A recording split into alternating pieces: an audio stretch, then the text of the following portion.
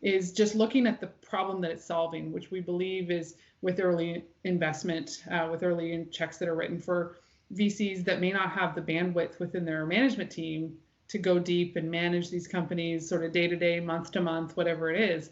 They can let us do that. Well, they are, can sleep a little bit better at night, knowing that Propel coaches are worrying about some of these things for them.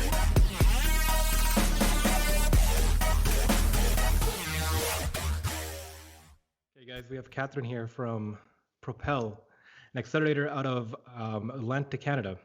So Kathryn, I'm really glad to have you on. I always enjoy talking to people from incubators and accelerators because you're doing such a pivotal role for a lot of companies. And I'm really excited to learn more about the Atlantic region. What you guys are up to there?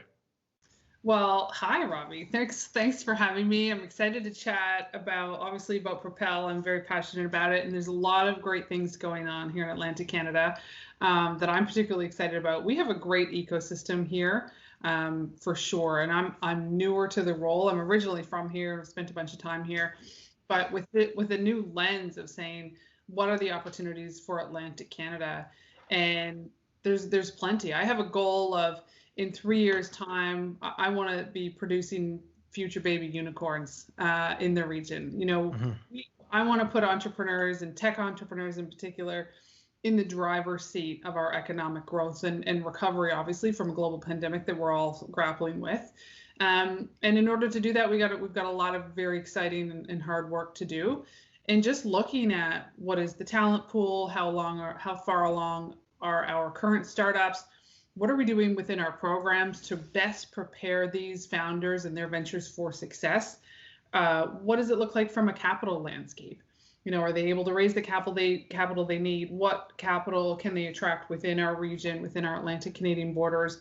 And what does it look like to reach out beyond our Atlantic Canadian borders? So there's lots of moving parts here, but I really look at it from that macro lens of how do we get to a stage where we are raising a farm of baby unicorns that change the profile of our region and our growth trajectory into the future. So we can have great companies here, attract talent, attract capital, and be set up for a very exciting future.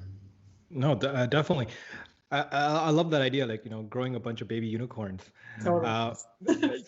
So let's talk about that. What kind of companies do you generally work with? What are you guys seeing? Yeah, so we look at in Propel, we look at ICT specifically. So they touch agri-tech or food tech or B2C companies. So the spectrum is quite broad, and it could be even deep tech. It could touch in digital health, or we have some more women founders coming in that we're hoping to grow that segment. And but anyone who touches the technology space, because we believe that they are all going to need to learn how to bring a product to market and really figure out, is there a problem in the market where someone's willing to pay for it, first and foremost? And then how do you step into that market development? So regardless of if you're, digital health or if you're ag tech, how do you actually talk to customers, listen to customers, figure out your ideal customer profile, and do that market development and really build up to a repeatable and scalable sales process. So anything that touches technology, we can help with that commercialization piece. Cool. I'm really interested to know the type of entrepreneurs that come into the system. Are they coming out straight out of university systems, university students? Are they coming from more corporate or professional backgrounds and they're launching a venture? Are they tinkerers building out of their garages and then they're launching something out? What does the archetype look like? I would say a little bit of everything you just mentioned, Robbie. So yeah. It's really interesting. So I know a couple of the stats off the top of my head. So about 63% of our founders are under the age of 39, which means nearly 40% are over the age of 39, which I love. So we've got some more experienced, they have life experience, they maybe have a venture or two behind them, coming into our program to really help validate that idea before they, sink some of their life savings into it. So they certainly vary. We have a strong presence of new Canadians within our program. About 43% were born outside of Canada. So we love seeing that diversity within our cohorts. We're a continuous intake model. So I say the word cohort a little bit lightly. And we definitely need a stronger presence of women founders, which we're looking to increase. But we've got some very young founders, so they'd be straight out of even high school sometimes. Really, and they're tinkering. But we are the stage of our program, so where Propel sort of starts and where it stops in the life cycle of a founder's journey. We really are at the end, and this is not maybe the politically correct term, but we've got a great graph that maps out the life path of a journey of a founder, and they call the very first section the drunken walk. So they're really throwing spaghetti at the wall and seeing what sticks, and ideas are changing probably every 20 minutes, let alone every 20 days. And towards the end of that drunken walk, where the founder is really saying, I think I've got something here. I can articulate a business. I can articulate a problem that I think is really there, and some customers that I want to go after. I think someone might be willing to pay for this. That's really when, and they fill out what we use the lean stack content within our earlier stage. So they fill out a lean canvas, and that's part of the entry process into our program. And then where we stop, and let me take that a little bit further for you, Robbie. So then they complete about a 3-month program with us. And then often there's a bit of a natural pause between that stage of our programming and the next section of our programming. Because the next section, they have to have 1,000 MRR before they can enter that next stage. So we're really looking to see revenue generating companies by that point. It's early revenue, but we spend the next 6 to 9 months really helping those founders articulate their product market fit, identify their ideal customer profile. So by the time they graduate from Propel, they're earning revenue that matters. It's repeatable revenue. It's revenue that customers are excited to pay, and they're increasing their contract sizes, they're cutting their sales cycles in half, and there's actually revenue to demonstrate this consistent and predictable success, which is a beautiful spot for them to graduate from a program, because it's where most often they need capital. And we're building up a very strong brand in terms of the quality of our alumni, to make sure that investors know that when they invest in a Propel alum, it's a good check to write. Gotcha. So that seems very multifaceted. So one of the things that are so different from incubators and accelerators is that accelerators have kind of a more structured program with milestones and guidelines, and some are more aggressive than the others. Have you ever found there's this company that just can't keep up to the structure, that need to sidelined away? How do you trim the chaff? Like, how do you keep things focused? That's a great question. And I think the other thing I'll tell you about Propel that will hopefully answer that question is how we do it. So we talked a little bit about the progression and the stages through which a sort of a founder comes in and then progresses on in our program. But what they experience is a combination of world-class content and dedicated coaching. So the coaching piece is incredibly important. We have dedicated coaches. So each founder is assigned a coach in the earlier stages as well as the later stages. And the coaches spend a great deal of time. They get to know the founder. They get to understand the business model. They really can challenge them on the business model, their ICP, and they essentially become like the voices in their head. So it's taking mentorship to another level. I often think of it's degree level training, and really helping really helping to train accountability and discipline, and incredibly important skills for founders as they grow. So it's more like university degree level as opposed to I took a weekend course. So it's really taking the time to apply the content. And a lot of that comes from that really important accountable relationship that the coaches develop with the founders. So they don't stop their work on their business. They continue to do the work, and we are with them sort of each step of the way, and sort of helping ensure they apply this thinking to their business, because it has proven results. So why not? But it definitely takes focus and support and a disciplined approach. So our coaches are hugely valuable in order to pull that off and create that focus. Yeah. 2, 3 years ago, I got familiar with the Atlantic region's innovation, I guess, ecosystem Mhm. through Patrick Farrar from Oh, great. CEO of Startup Zone, Correct. Yes. right? Yep. We've met a And few. what's that? I've met him just a few times, so I don't know him well yet, but yeah, Yeah, yeah. He was a great guy. I mean, we had a conversation. Like I actually interviewed to a mentor there, Mhm. and they were looking for virtual mentors at the time, and he gave me some mind-blowing facts because, stuck in GTA, stuck in the Toronto sphere, you're kind of in this bubble, right? A Mhm. lot of things are happening, a lot of things are moving, but you're kind of like everything like what's happening in Canada is kind of mysterious. Mhm. Growing up, you'd hear about all these different things happening, like all the different industries, and when you think of the Atlantic region, you think about fisheries, right? That's what's kind of drilled into your head. But Patrick was talking about all the different technologies that was coming out, Mhm. and the amount of companies. He was talking about how like this is like 3 years ago, like they were doubling in size. They had to open up a new center because the amount of people looking to start new companies and develop and innovate. And I Mhm. think like innovation is such like a Canadian. It's becoming a Canadian pastime. It's like so rooted Mhm. in identity, Mhm. and it's everywhere across this nation. So I'm kind of interested in. Could you talk about like the type of companies, like what kind of technologies they're working on? Can you give me a few examples? I can Let's try. start. And this Yeah. this is where Ravi is being newer in the CEO level. I will only know a snippet of each company. So it's not I hope I'm not doing a disservice to those founders, but it's really, really fascinating. So let's use the fisheries one, for example. So Mm, you said when you think of Atlantic Canada, you might think of fisheries. Well, there's an incredible company called Real Data, and they have an AI sensory solution for land-based fish farms. mm-hmm. So it's to optimize the feeding and health and nutrition of salmon farms, and it could be, and again, this is where I'm probably not going to get it perfectly accurate, but essentially it's a way to optimize land-based fish farms with their AI technology. So you can imagine a more traditional fisheries-based industry being completely modernized with incredibly insightful and courageous founders in our region. So which I love. I just love that. We're going to help modernize a lot of traditional industries that would have hundreds of years of history within our region, and we want to see them brought forward with great force, and we don't want to see them as needing to be replaced, but simply modernized.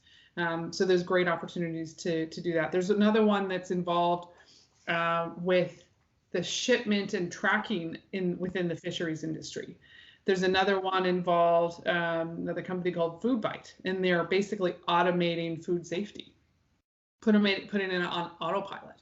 Mm-hmm. Um, I'm trying to think of one of the other top ones. There's another one that I'm really interested in called Vroom Crew, and they're essentially providing a car cleaning service that shows up at your work or your house for dual income folks with young kids. So I'm absolutely their demographic, like their key. Mm-hmm. So really, really interesting, innovative stuff. Some of it would touch on more traditional industries. Some of it would just be cutting edge, new thinking that they're trying to solve a problem that exists in the world, and it has nothing to do with where they are. They just have the right brain power and inspiration, and hopefully enough support to pull it off. Definitely. I mean, I think that's one of the cool things about innovation is that these problems are kind of universal almost, right? People can solve things from across the world. That's kind of collaborative. And we see a lot of parallels in companies developing different technologies. Mhm. And one of the things that Patrick told me that was really interesting is that the type of technologies that the Atlantic region is developing, there's a lot of parallels in South Asia and across the ocean. And he was looking at Atlantic region is looking into create partnerships, with other coastal regions across the world because they're all experiencing similar things. Rise of sea levels, climate change, the changes in fisheries and environments Mhm. and all those kind of things. So I think like especially with Canada, like we have these like super clusters that's aligned out there, like that from the top down, we're kind of supporting Mhm. infrastructure for innovation and developing new technologies and new companies. Mhm. But Mhm. swinging back to yourself, what brought you into this role? What brought you to Propel? What brought you into the innovation industry? Like, what excites you? Oh, great question. Well, I love I've always been involved in tech companies ever since I left business school. I love the speed and the pace at which you can learn, talk to customers, respond to customers, and really make an impact and a difference when you're actually trying to solve a problem for a customer. I love smaller companies. That's always been where I've, been drawn. I would have a hard time joining a company that has 2,000 people. Mm-hmm. I don't think I could do that. So the pace, the opportunity, the impact that you can have within the tech sector has always been a natural draw for me. So I've spent time, I guess, in many different parts of the world. So I've lived in Boston and Toronto and Germany, and I spent time living in Newfoundland for 5 years, as well as Winnipeg for one. And the drawback to Atlantic Canada was my family. I'm originally from New Brunswick, but having the chance to come back here as an adult with my own family was sort of too good to be true. And we're really excited about that opportunity. So being able to, and my background is I would say very fragmented. Some other folks have a great history, let's say in fintech, and they've worked in multiple different fintech companies throughout their lives and have an industry set of expertise, whereas mine sort of jumps all over the map. But it's been all tech related and typically earlier stage, younger companies that had the opportunity to grow and shake something up and disrupt an existing market. So I think that's probably what lends itself to this particular role, because it's not like I grew up in the accelerator world at all. But love technology companies, love the opportunity to support founders. I was a founder. I've failed with flying colors. So I can relate to what a lot of our founders are going through. I was asked during the interview for this job, can you explain what it was like to be a founder? And my answer was, I was all excited, thought I was going to solve some of the world's most interesting or relevant problems, jumped in, and it felt like I was jumping into the deep end and you just suddenly forget how to swim. You're constantly trying to stay above water, so to speak. And that feeling is very real and very tough, and what a lot of founders go through. And being able to offer support and a better way forward. I mean, to me, when I was a founder, I wish I was involved with a program like Propel. I wish I had a Propel coach. It would have made a world of a difference. So just being able to relate to what founders are going through has been incredibly important and helpful as we focus on how to improve Propel and connect with founders. And a lot of what we do is try to understand why founders are looking for help. Some of them are looking for money. That's understandable. But we really want to change the trajectory of that company because they're learning the right skills. And it's the right skills, in many cases, in the eyes of the investment community. So we've got to connect the dots of how we, pull founders into the top of our funnel and what they look like when they're leaving our program. So, I took that question and went somewhere else, Robbie, so you might have to bring me back. No, I like that. I love, especially the fact that you were a previous founder yourself. You understand the problems the founders find. Can you talk a little bit about what you founded and what you did? Sure. It was back in the days of Groupon daily deals, and we were very focused on moms.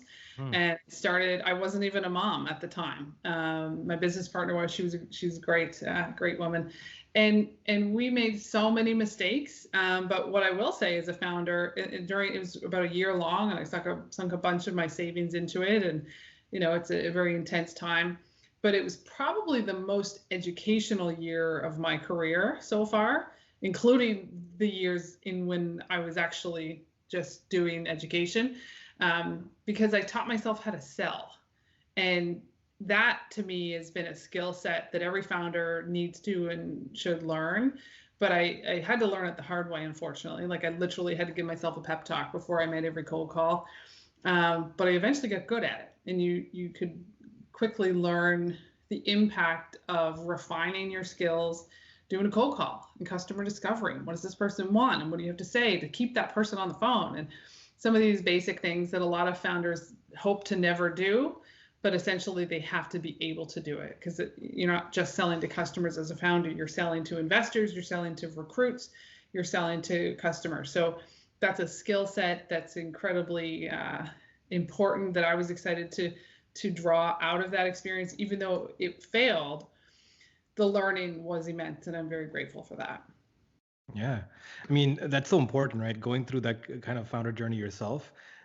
Even for me, like I've realized, even going to a corporate job after founding a company myself and failing, you kind of have an appreciation from a top-down approach of the problems of running a company, Yeah. right? And you kind of like trying to navigate that. It's like, okay, cool. Like, my boss will probably have this kind of problems. The company's kind of solving these kind of problems. I'm fitting a piece in this, and it really furthered my corporate career by knowing the problems of running a company, right? And it really feeds forward to that, right? But going back to that, like, would you ever found a company again? Do you ever see yourself? Do you have the entrepreneur bug? That's a great question. I don't know the answer to that. I know I'm really happy in my current role.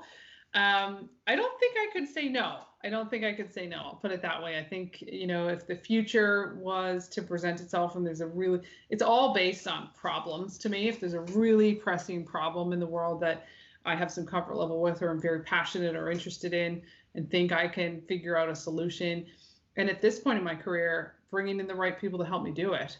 And that I would have a lot more access to now than I have previously.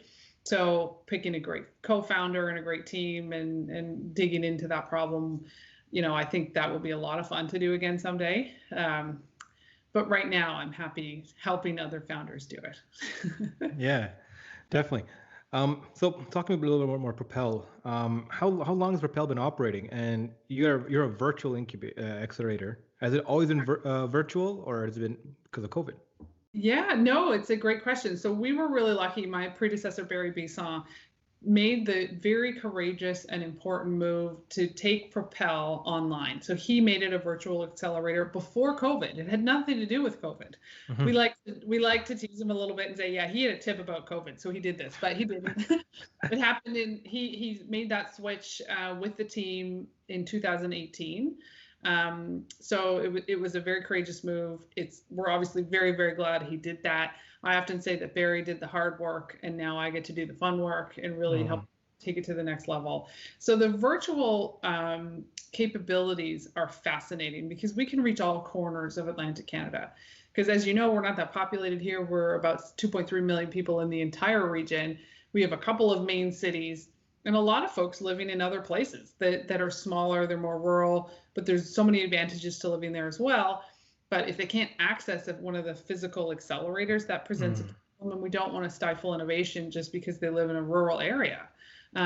We want to support that. So making sure that people can access our program, and now everyone sort of is virtual anyway.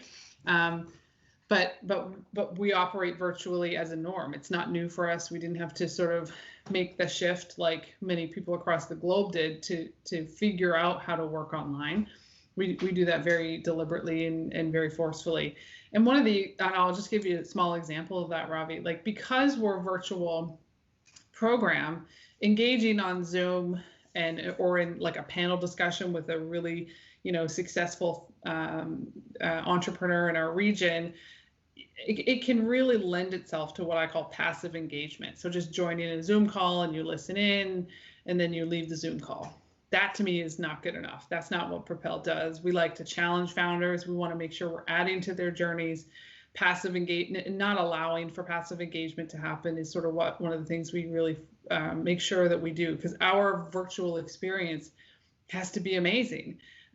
So if we have a guest speaker, for example, we have had some of the most incredible guest speakers.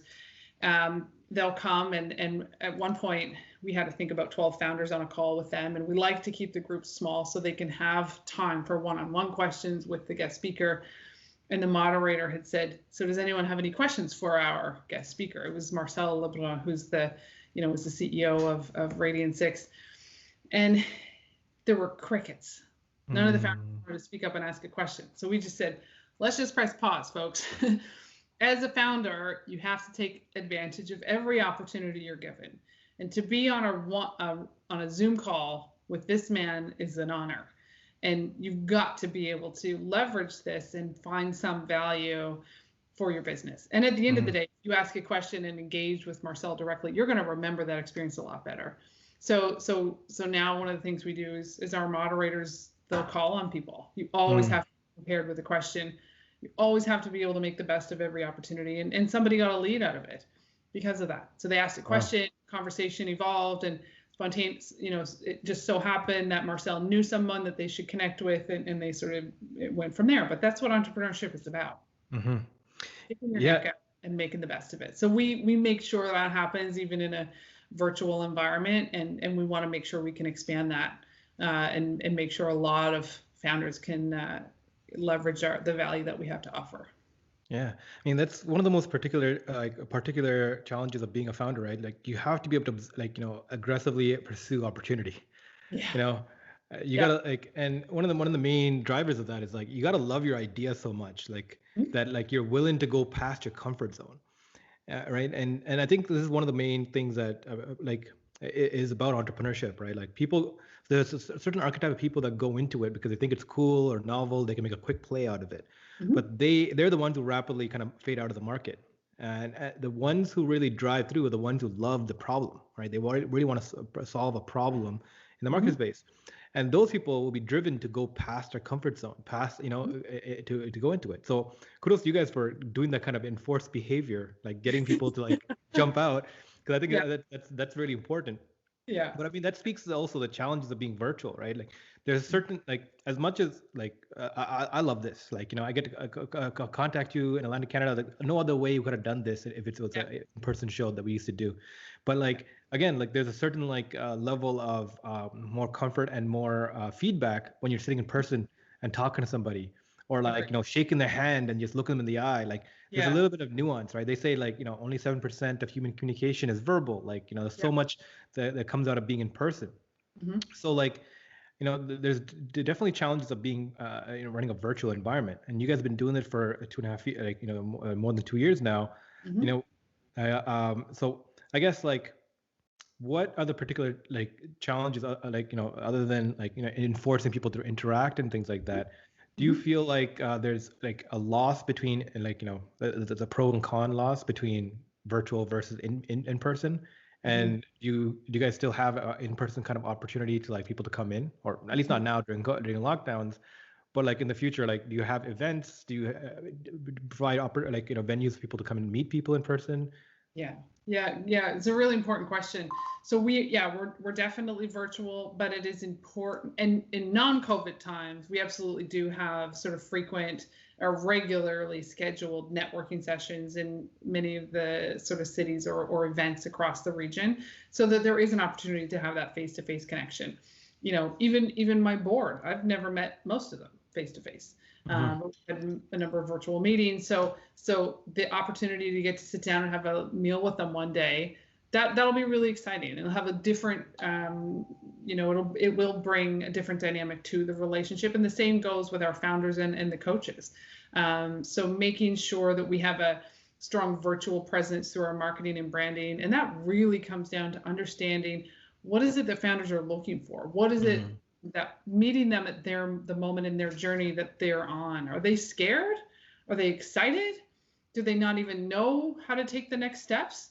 Or are they looking just for money? Or what is it in about that moment in time that they're facing that we can connect with them on virtually at the moment, and when we're allowed to, again, being able to connect with people and understand more about what their journey looks like in face-to-face sessions, and networking is a huge part of any entrepreneur's life and journey, and finding co-founders, finding their first customers, finding an advisory board.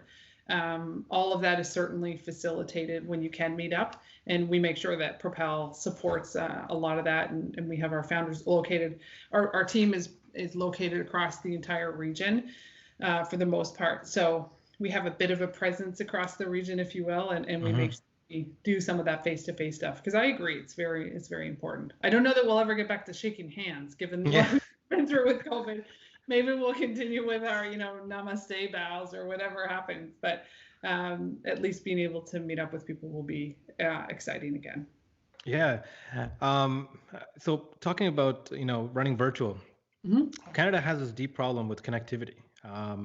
Now, Navdeep Bains, our minister for, I think it's soon to be former Minister of Innovation. His one of his mandates was to get Canada, Canadians better connected. Internet being almost like a human rights concern now. Not having high-speed internet is a big issue, especially with rural communities into your region. Is there a problem with connectivity? People getting online, people being able to interact?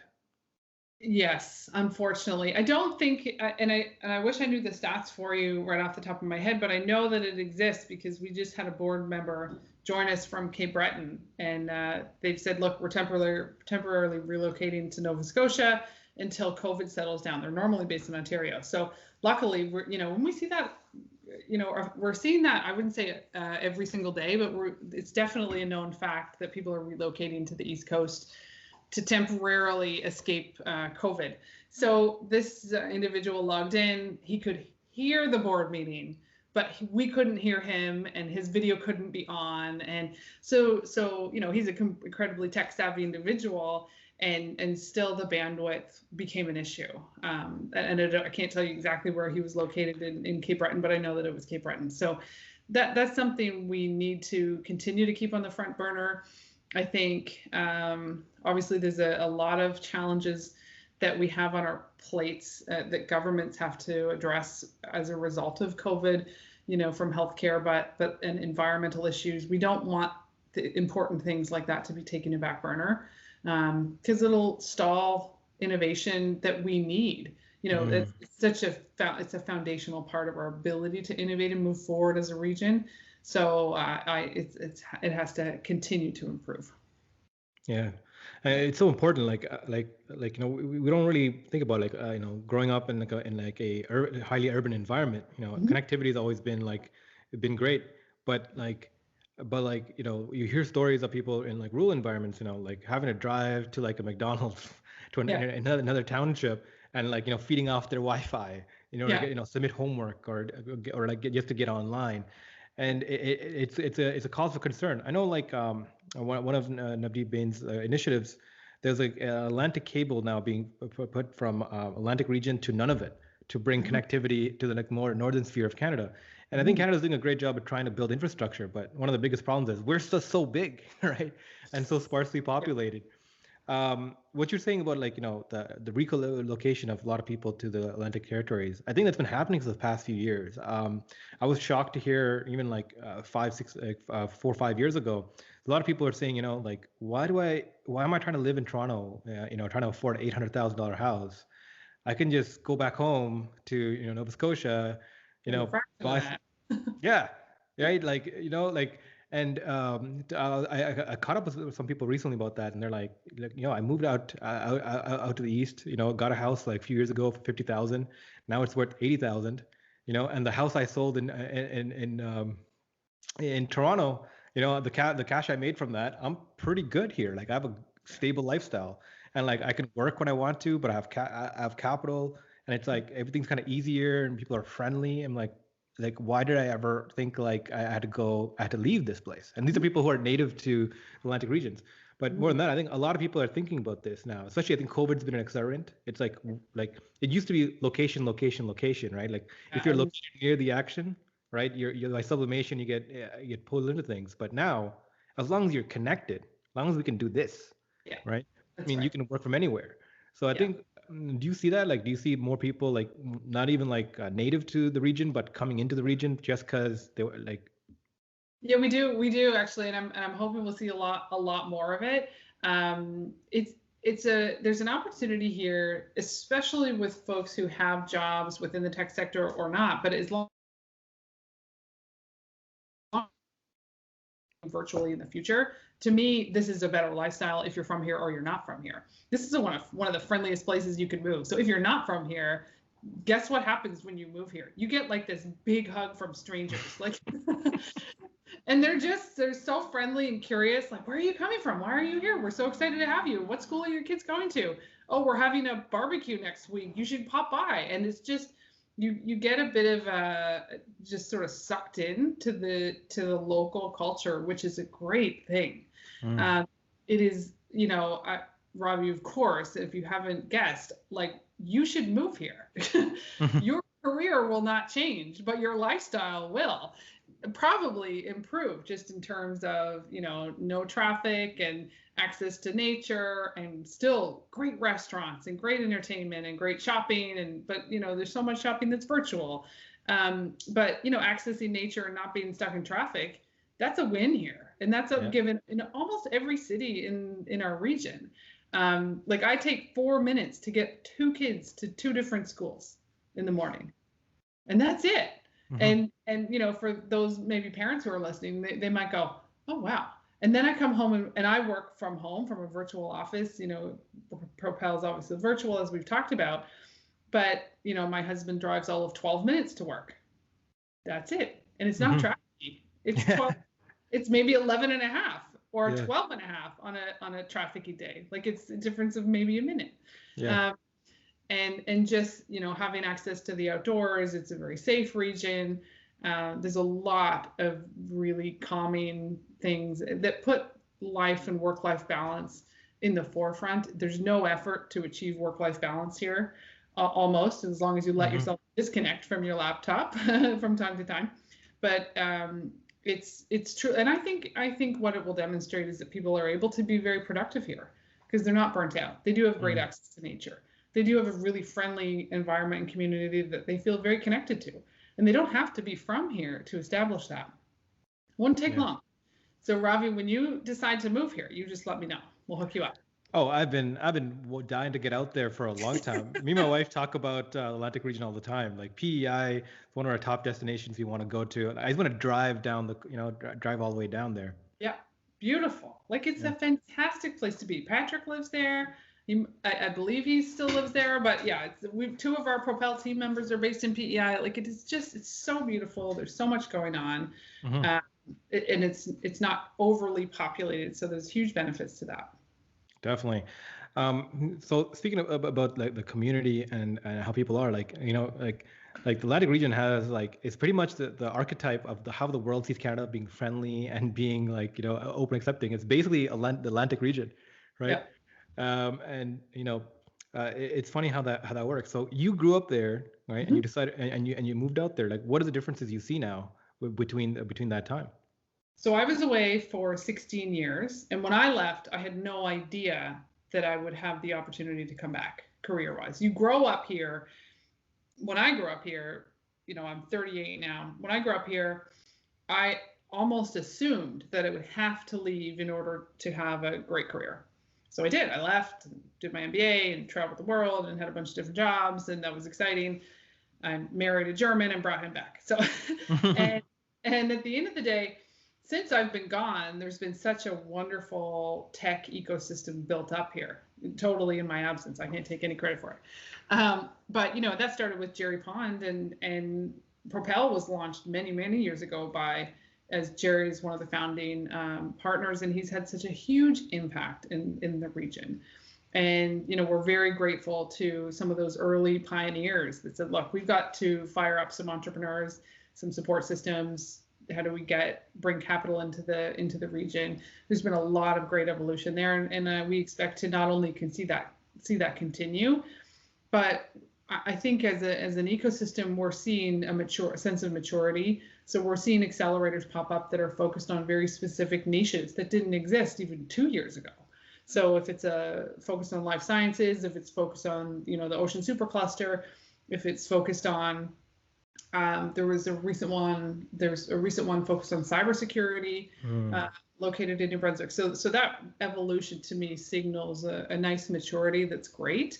And I think we're also at a stage, unfortunately, the flip side to being a really nice place with really nice people is that we have a tendency to almost hand out participation badges to founders going through programs. And we're like, great, good job.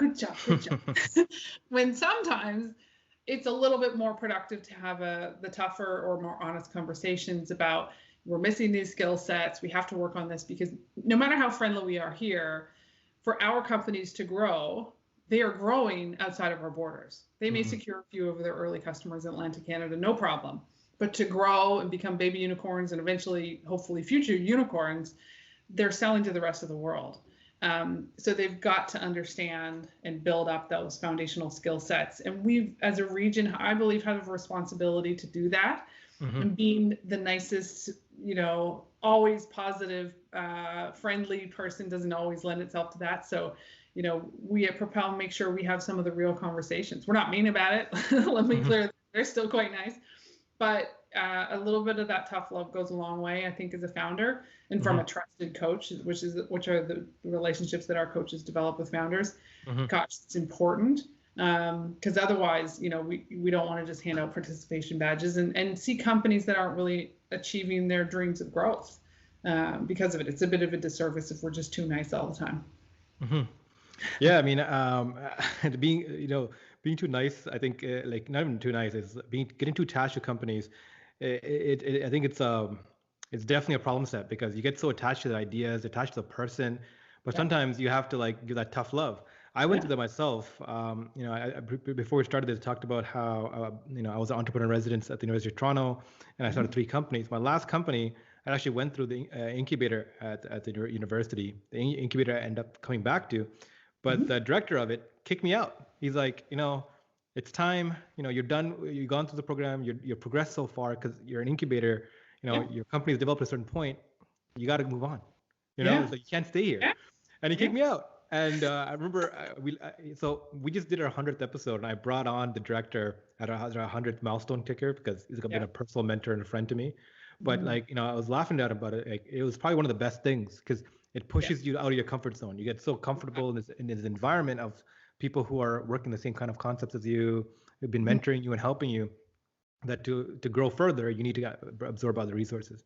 Now, he did, like, a year later, bring you back in as an entrepreneur resident, and we got even closer from that. But like that tough love aspect, it's like startups are like babies, like you're like raising children, and the people who are behind them are themselves going through this process, right, of raising these things. So that tough love aspect, I think, is uniquely important.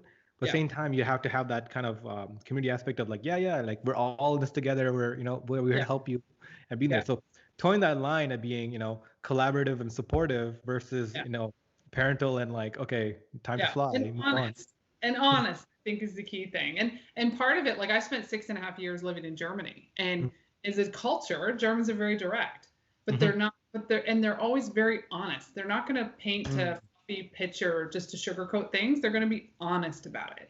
And I really learned to appreciate that very early on when I moved to Germany, and thought, gosh, this country is so productive because they're not afraid to say something that's honest.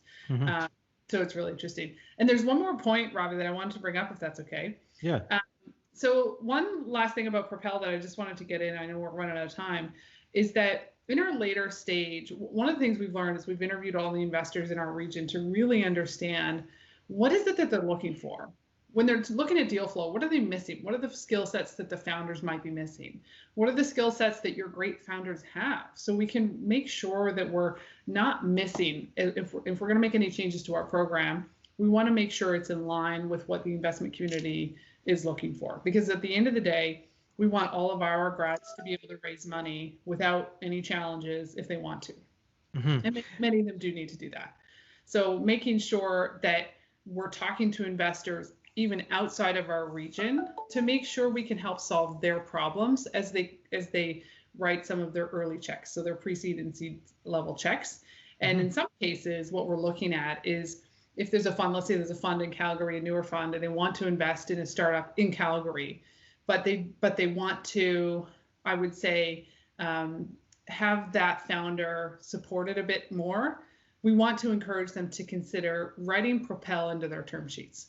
So if they're going to write a $500,000 check to an individual who they're getting to know, they seem to have a great idea, but there's a lot of work to be done with that individual, then write that $500,000 check and put some of that, earmark some of that funding for Propel's program, and they can join it from Calgary. It's no big deal because we're virtual. They would just slide into our cohort, get to know our coaches, attend all the lunch and learns with our, really great guest speakers, and do that important work, and hopefully come out the other end of our program earning revenue that matters, having really great understanding of the important business fundamentals like managing cash flow and how do you negotiate term sheets and keeping a really close eye on your runway. All of these things that founders need to learn, but sometimes it slips through the cracks. So that's one of the things we're looking to do in evolving our program and making sure we can serve more founders, is just looking at the problem that it's solving, which we believe is with early investment, with early checks that are written for VCs that may not have the bandwidth within their management team to go deep and manage these companies sort of day to day, month to month, whatever it is.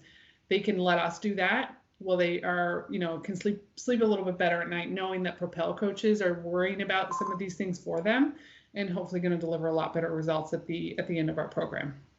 Yeah, I mean, that's so interesting because there's been a rise in like family offices and smaller firms, right, dedicated towards certain problems or subset problems, right, right, and I think that's very valuable, right? Being able to to be perform that kind of a variant. Can you talk a little about that service? Like, what exactly are investors really interested in that Propel provides? What I would suggest is, one, they reach out to me directly, and we're evolving it, because what we're hearing within the investor community is that they have a problem. They're stretched very thin, and they're spending their time fixing problems that we can solve. So we would simply have that basically bring, if let's say they identify one company, they're going to write a check to them, and they would say, great, we're going to write you this check, and you're going to start with Propel. And they would come into our program where they would have probably 1,000 MRR. That would be the rough milestone that we look for them to achieve. And then they simply slot into our existing programming, where they would have a direct one-on-one coach. They would also likely have direct reporting back to that investor, who would be very interested in their progress, that they should be building that rapport anyway. I mean, founders have to learn to communicate with investors on a regular basis and be transparent about it, not just positive because they're a little bit nervous, but say, I'm really struggling with this issue and I need some help. Being involved with Propel coaches and helping them validate, really focus on who's their ICP, how can we start earning revenue that matters? And by the time they come out of our program at the other end, hopefully, one, that investor is really pleased with the progress that's happened, and they're really trusting that there's been significant value added to that first check they just wrote. So I think that's great. How is the investment community been operating for you? Like, since you're virtual, you can talk to investors from across Canada. Do you find that there's an investment community growing within the region that's more insightful, or is it like across the nation or international? Like, where is the tension coming from? It's really interesting. We've had some calls from folks in, let's say, Chicago or LA in the last few months, just trying to understand what are the sort of the raw ingredients within our ecosystem in Atlantic Canada. I don't know for sure, Ravi, but I think part of it may be trying to understand, because we're relatively COVID-free here, is there an advantage? And I believe there is, but I believe it's just shone a light on what's always been here. And we have a huge opportunity to leverage this beautiful region with a ton of talent and support and capital. So I think it's a great opportunity. But the investors here are very supportive. They are typically more early stage, so you don't see a lot of Series A, Series B, Series C investments happening here. But the early ones are the important ones that are traditionally done locally. There's a lot of non-dilutive funding in our region. That's almost table stakes to get to pre-seed and seed stage level checks.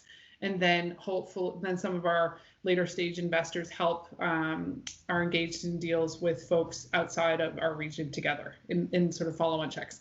But yeah, we would like to see we would like to enhance our ability to attract capital from outside, as well as continue to really leverage the great capital that's already here. Yeah. So, I mean, this is definitely beneficial for like seed level funders and above.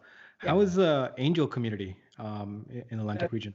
Question. It's not strong, to be honest. We have some great angel investors in organizations like East Valley. They write angel-sized checks and sort of invest together. But we don't have a regional angel network at the moment. And we will very much be supportive of anyone who tackles that challenge. NACO has come in and done sort of an Atlantic Summit, and I think really lit a good fire. It's an important fire. people understand that this is it's a great asset class to invest in. It's an important asset class, and it's an important level of funding for our ecosystem. And one, there's a huge opportunity for someone to step in and take the reins and herd the cats. And to me, Propel is deal flow for those angels. We have great early stage companies that, to me, we should be introducing you to those individuals early on, so you can see a little bit of growth and progression before you write the first check. And at the angel level, you're investing in that person. You're not really investing in a total addressable market. And most people know that. So there's an opportunity for us to evolve how we even present to angels. So whoever's going to take that on is going to get Propel's full support, and hopefully we'll provide some really great deal flow. But there's an opportunity there for sure. Yeah, definitely. Perfect, Kathryn. I know you got another call to get onto, so we'll wrap it up here. Thank you so much for your time and opening up about what's going on in the Atlantic region. Thank you ever so much, and you let me know when you and your wife want to head east and relocate. I can promise you it'll be a good move. You're selling me hard. I gotta consider that. I know. I'm relentless. Perfect. For everyone tuned in, thanks for coming on.